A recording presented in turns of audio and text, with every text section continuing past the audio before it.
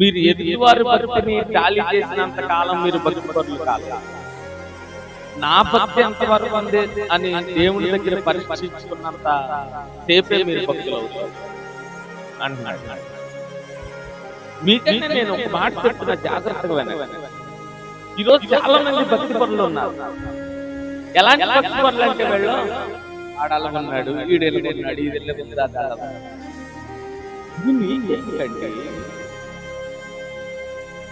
ఎవరు ఎలా ఉంటే నీకెందుకు? దాన్ని శిక్ష వేసేవాడు ఆయన, దానికి ప్రతిఫలం తీర్చేవాడు ఆయన. నువ్వెవరవే ఒకరు భక్తిని ఖాళీ చేయడానికి, ఒకరు భక్తిని నువ్వు కించపరచడానికి?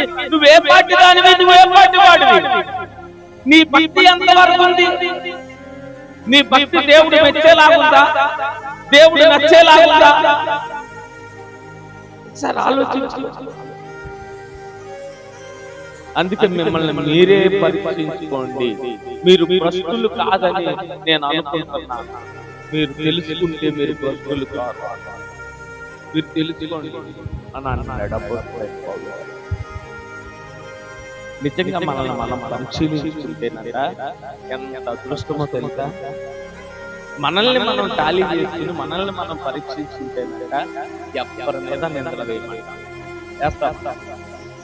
నువ్వు ఎప్పుడైతే నిన్ను నువ్వు పరీక్షించుకుంటావో, నిన్ను నువ్వు కరెక్టా నేను కాదా అని నువ్వు అనుకుంటావో, నిన్ను నువ్వు పరిశీలించుకుని నేను కరెక్టా నేను కాదా అని నువ్వు అనుకుంటావు, నువ్వు ప్రతి వాడి మీద, నీ పక్కోడి మీద, నీ ఎదురోడి మీద, నీ ముందోడి మీద, నీ వెనకాలోడి ఎవడి మీద నిందలే.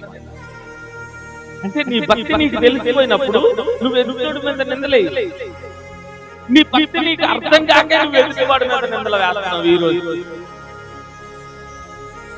ఈ రోజు ఎదుటివాడి మీద నిందలు వేస్తున్నావంటే ఇంకొక భక్తిపరుడి మీద నువ్వు కేవలం నీ భక్తి నీకు అర్థం కావట్లేదు, నువ్వు భక్తిలో ఫెయిల్ అవుతున్నావు.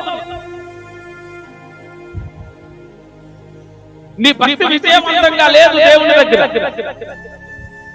అందుకే కేవలం మీరు భక్తులు కాకుండా ఉండు నిమిత్తమై దేవుని దగ్గర మీ భక్తిని పరిశీలించుకుంటారు అపోస్తలుడైన పౌలు. మనం పరిశీలించుకోవడం చాలా విలువ కలిగింది తెలుసా? ఒకడు నీ భక్తి ఎలాగుంది అని చెప్తే బాధపడతాడు, అవునా కదా? ఒకడు నీ భక్తి ఎలాగుందయ్యా ఎలాగుందమ్మా అని చెప్తే బాధపడతాడు. నేను ఎలా ఉన్నానా, ఆయనే నా పెద్ద గొప్ప అనుకుంటాను.